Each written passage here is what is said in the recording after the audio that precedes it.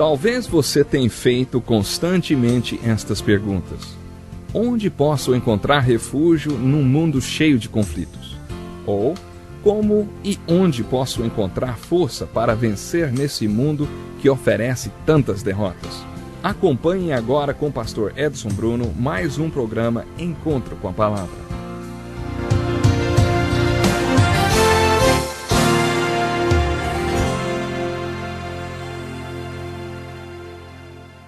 Bem-vindo para mais um programa Encontro com a Palavra, um estudo especial através de toda a Palavra de Deus. Como continuamos nossa pesquisa no Antigo Testamento, estamos vindo para o livro de Êxodo pela segunda vez. Tendo colocado o livro de Êxodo em perspectiva histórica, eu gostaria de vir para o que é talvez o coração da mensagem do livro de Êxodo. Vamos focalizar nossa atenção para várias coisas. Por exemplo, focalizamos o povo de Deus. O único povo que tem tido desenvolvimento como uma nação sem igual, através da qual Deus virá para o mundo. Outra coisa a prender nossa atenção é o grande problema da escravidão. Estas pessoas estavam no Egito, e como tornaram-se uma ameaça ao reino de Faraó, ele as escravizou. E assim, a amarga escravidão e a crueldade extrema imposta pelo trabalho pesado é o problema a ser resolvido no livro de Êxodo. A palavra Êxodos significa saída. A mensagem do livro de Êxodo é exatamente esta: como sair desta escravidão? Esta escravidão é, primeiro de tudo, uma real escravidão. E a história da libertação deste povo é um dos maiores milagres da Bíblia. Isto é uma história real. Isto é história. Na verdade, este é um dos maiores milagres já acontecidos na face da terra. Em algum lugar, entre 2 a 3 milhões de pessoas foram libertadas da escravidão. Salvação envolve o amor de Deus vindo para a sua vida. Esta é a realização de Deus através de seu amor, dando seu único filho para libertá-lo. Quando você entende o amor de Deus e como ele é aplicado para a sua salvação, você não somente será salvo de seus pecados, tendo a sensação de estar livre das penalidades pelos seus pecados futuros ou presentes, mas você será liberto, solto do poder de seus pecados. A libertação do poder do pecado ou da escravidão dos pecados é a mensagem devocional no livro de Êxodo, e isto sem dúvida se aplica às nossas próprias vidas. A terceira coisa na qual vamos focalizar no livro de Êxodo é o que chamamos de o profeta. No livro de Êxodo você não somente tem a história de um povo e seus problemas, mas você tem o profeta Moisés. Este homem encabeça toda essa história de libertação desse povo. Eu acredito, sem nenhuma reserva, que Moisés é um dos grandes homens de Deus nas Escrituras. Você pode apreciar a grandiosidade desse homem Moisés, pensando sobre sua contribuição para o trabalho de Deus. Abraão gerou o povo de Deus e, como temos visto antes, Jacó nomeou-lhes e José salvou-lhes. Mas Moisés, pense no que Moisés fez pelo povo de Deus. O livro de Êxodo é o que registra essa história. Primeiro de tudo, Moisés deu a este escravizado povo o que escravos mais querem: liberdade. Muitos de nós não sabemos o que é ser um escravo ou ser pessoas sem liberdade. Existem muitas pessoas nas prisões e que não são livres. Quando pessoas estão presas, há algo que lhes consome, que lhes possui completamente. É o desejo de serem livres. Moisés deu àqueles escravos o que eles mais queriam: a sua liberdade. Então Moisés deu-lhes o que pessoas recém-emancipadas precisam mais do que qualquer outra coisa no mundo: governo e lei. E foi exatamente Moisés quem deu-lhes lei e governo. E no reino espiritual, Moisés deu ao povo de Deus duas coisas de valor inestimável. Ele deu a eles a palavra de Deus e como adorar a Deus. Pense um minuto sobre isso. Os primeiros 5 livros da Bíblia são chamados de os livros da lei. Moisés recebeu os 5 primeiros livros da Bíblia no Monte Sinai. Ele esteve no Monte Sinai várias vezes. Em resposta à sua oração em jejum, Deus deu-lhe Gênesis, Êxodo, Levítico, Números e Deuteronômio. Há aproximadamente 500 leis nestes 5 livros da Bíblia. Existe também muita história. Há ainda nesses 5 livros o que é chamado de a Lei de Deus, a Lei de Moisés ou a Palavra de Deus. E é exatamente essa Palavra de Deus que nos mostra como deveríamos viver. O homem não viverá só de pão, mas de toda a palavra de Deus. Esse é o propósito desta lei. Os primeiros 5 livros da Bíblia são a base, a estrutura da Bíblia, porque eles nos dão a pura palavra de Deus. Esta é a palavra que o profeta pregou. Esta é a palavra na qual, nos livros históricos, eles certas vezes obedeciam e outras vezes desobedeciam. Elas são algumas vezes exemplo e outras vezes advertência para você e para mim. A palavra de Deus, a pura palavra de Deus, está nos 5 primeiros livros da Bíblia. E estes livros vieram através de Moisés. Se considerarmos a contribuição de Moisés e o que ele fez pelo povo de Deus, poderíamos dizer que Moisés deu ao povo de Deus a palavra de Deus. Que maior contribuição poderia alguém fazer para o povo de Deus do que dar-lhes a pura palavra de Deus? Moisés também deu-lhes a adoração. A última terça parte do livro de Êxodo é como um livro das especificações. Quando as pessoas começam a ler a Bíblia, passam muito bem pelo livro de Gênesis, especialmente estudantes, mas quando chegam ao livro de Êxodo, aí existe um verdadeiro drama, a libertação do Egito.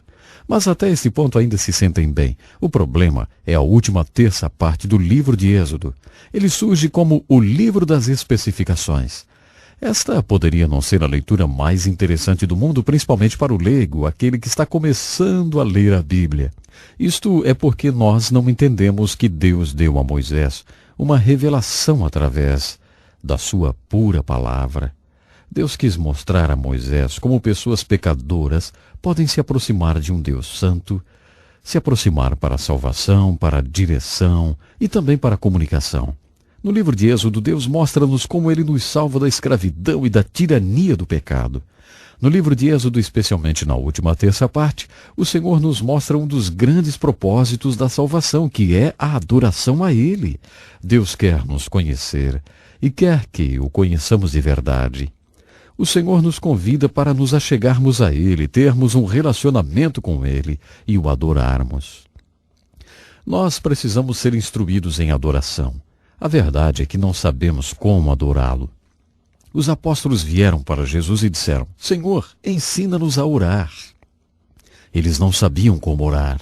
Muitas pessoas não sabem como orar e nem como fazer para adorar a Deus. Nas formas de adoração que nós temos em nossas igrejas hoje, especialmente igrejas que chamamos litúrgicas, o ministro tem suas costas voltadas para o povo, com sua face para o altar, a maioria do tempo. Essas igrejas e sinagogas na fé judia têm suas raízes em termos de formas de adoração, como na pequena tenda de adoração que Deus instruiu Moisés a construir. Nós olharemos esta tenda de adoração com maiores detalhes quando chegarmos ao livro de Levíticos. Se você visse esta pequena tenda de adoração, a acharia parecida com uma tenda de circo. Isso provavelmente não impressionaria muito você, já que essa tenda também era muito colorida. Tudo nessa pequena tenda de adoração tinha um grande significado, e isto é um grande quadro retratando o Senhor Jesus. Nós veremos isto quando chegarmos e olharmos bem de perto esta tenda de adoração. O fato é que tudo isso nos mostra a tremenda contribuição que Moisés deu para o povo de Deus. Ele deu-nos a palavra de Deus, ele mostrou-nos como viver, e ele deu-nos a adoração. Aliás, Moisés mostrou-nos como adorar de verdade. Desta forma, grande foi a contribuição de Moisés. E você mesmo ser liberto do poder do pecado é, sem dúvida, a maior experiência de sua vida. A segunda maior experiência na vida é se tornar um libertador para outros.